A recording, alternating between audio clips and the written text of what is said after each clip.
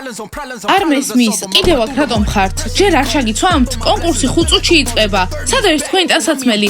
საერთოდ მოიტანეთ? კი დიანა, ჩემს კაბას შეხედე? ხო, ჩემსაც ხედავ? ჩემი ტანსაცმელი ჩანთაშია. ხო, ჩემიც.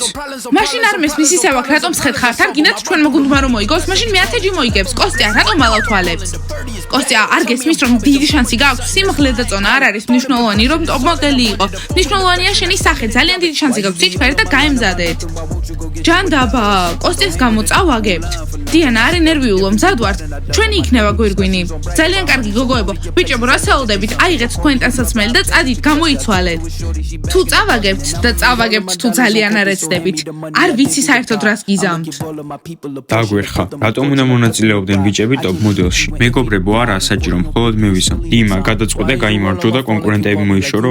ბიჭებო, მიიღეთ მონაწილეობა ან არა, მაგრამ გვირგვინი ჩემია. ყველაზე მომხიბვლელი ვარ სკოლაში. დიმა, კარგი რა, ყველაზე სიმპათიური ბიჭი, გოგოებიც მონაწილეობენ. მისი ყოფილა გვირგვინი. მეგობრებო, ჩემი კოსტუმი მაინც უფრო მაგარია. ხო, რა თქმა უნდა. იცი რა, ჯული, სახე არის ძალიან მნიშვნელოვანი ტოპ მოდელისთვის, მაგრამ რა არის სახე თუ არა სიარული?